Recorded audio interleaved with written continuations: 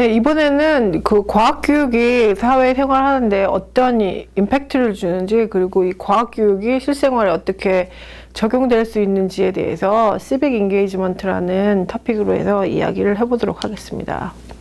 시빅 인게이지먼트라고 해서 요즘 그 교육 현장에서 배움을 바로 필요한 곳에 쓸 수 있도록 어플라이 하는 내용이 많은데요. 어떤 때는 이거를 서비스 러닝이라 부르기도 하고 아니면 사회봉사라고도 하는데, 제가 이 콧을 먼저 한번 얘기하고서 시작할게요. Educating the mind without educating the heart is no education at all. 그러니까 똑똑한 선생님보다 마음이 뜨거운 선생님이 더 필요한 요즘이겠죠. 그래서 National Commission on Service Learning은 티칭과 러닝이 그냥 단순히 지식을 전달하는 레벨이 아니라 애들이 살아가는 커뮤니티에 얘네가 자기의 배움을 되돌릴 수 있는 그런 서비스를 가르쳐 주는 게 상당히 중요한 임팩트를 갖고 있겠다 하는데, 이거는 이 새로운 컨셉이 아니라 옛날에 예를 들어 volunteer 한다거나 아니면 youth service 아니면 community service 하면서 다른 이름으로 많이 불려왔었어요.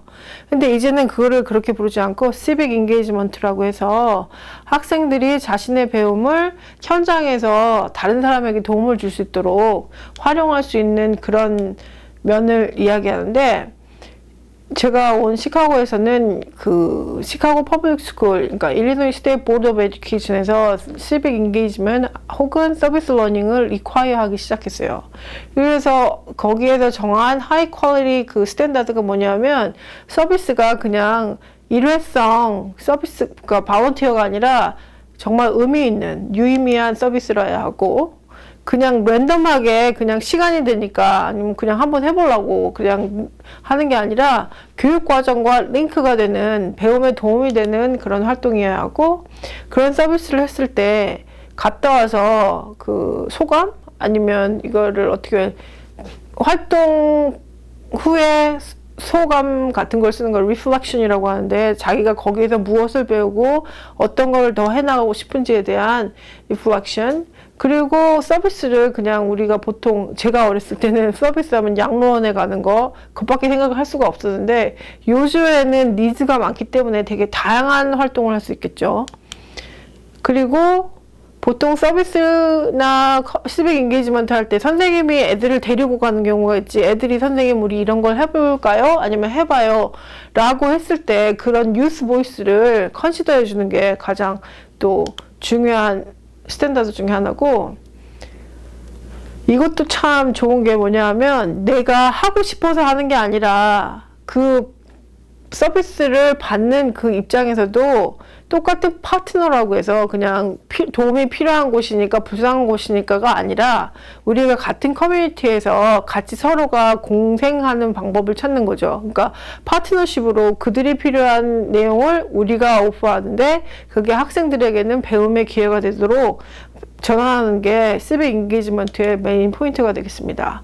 그리고 그냥 이거가 한번 일회성 활동이 아니라 얘네들이 이거를 통해서 어떤 걸 배우는지 그런 러닝을 마니터하는 것도 꼭 필요하겠고요. 이 내용을 통해서 학생들이 자신들이 클래스룸에서 배운 게 그냥 죽은 지식이 아니라 살아있는 지식이고 현장에서 직접 적용할 수 있는 내용이 될 수 있도록 하는 거고요. 또 아까 잠깐 언급했지만 듀레이션이랑 인텐시티는 한 번 일회성이 아니라 꾸준히, 그리고 얼마나 강도 있게 하는가 하는 거는, 그러니까 처음 비기너 티처들한테는 어려운 일이겠지만 그걸 한 번 하고 두 번 하고 세 번 하고 하면은 모디피케이션이 되면서 자신의 커뮤니티에 잘 어울릴 수 있는 그 활동으로 이제 디자인하기가 쉬울 거예요.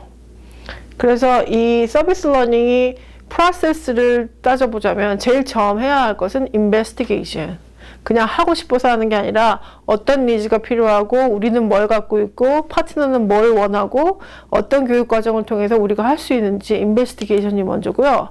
두 번째는 그 인베스티게이션이 됐을 때 그럼 우리도 준비해야지 그냥 무작정 갈 수는 없잖아요. 그래서 어떤 교육 과정하고 어떤 프리퍼레이션, 그리고 가서는 어떤 식으로 접근할 건지, 어떻게 프로그레스를 마니터링 할 건지, 그런 플래닝을 다 하고 난 다음 리얼 액션, 진짜로 애들을 데리고 가서 할 수 있는 그 시빅 인게이지먼트 액션을 하고요. 다녀오면 리플렉션 쓰는 것까지. 그리고 리플렉션을 쓰고 나면 자신들이 갔다 와서 배운 내용을 다른 사람들과 커뮤니케이트 할 수 있도록 데몬스트레이션 하는 그 내용이 여기에 도표로 정리가 되면 이래요. 그래서 리플렉션과 데몬스트레이션은 항상 함께 가는데 이 시빅 인게이지먼트 할 때 가장 중요한 게 지금 인베스티게이션, 액션, 프리퍼레이션이 항상 리플렉션을 통해서 커리큘럼을 가장 가운데 두고서 돌아간다는 거죠. 그래서 시카고 퍼블릭 스쿨에서 권고하고 권장하는 그 시빅 인게이지먼트 액티비티 중에 여러 개 중에 하나가 여기 보면 adopt a park, 그래서 동네 공원이 뭐 쓰레기 청소를 한다거나 가드닝을 한다거나 아니면 그 다른 프로그램 액티비티를 디자인한다거나 그런 게 하나가 있고요.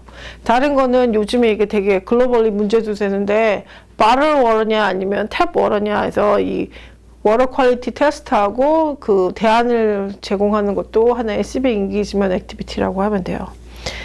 그래서 이그젬플로 커뮤니티 가든이라고 그 각 학교마다 학교 뒷마당이든 아니면 공터에 가든을 만들어서 애들이 그 여기서 키우는 플랜트들을 통해서 식물의 한살에 대한 이야기도 할 수 있지만 여기에 에디블 가든이라고 해서 먹을 수 있는 야채들을 키우게 된다면 하베스팅 하면서 이게 셀러브레이션이 되는 거예요. 그때 소셜 스터디나 랭귀지 같은 다른 서브젝트까지 연결될 수 있어서 좋은 예인데 그 중에 하나가 미국에서는 요즘 라틴 아메리칸 스튜던트들이 많아져서 그 컬처를 셀러브레이트 하는 경우가 많은데 커뮤니티 가든에서 나온 뭐 페퍼나 토마토나 이런 거를 쌀쌀 소스로 만들어서 같이 먹으면서 책도 읽고 그들의 배움을 셀러브레이션 하는 것도 하나 시빅 인게이지먼트 액티비티라고 보게 돼요.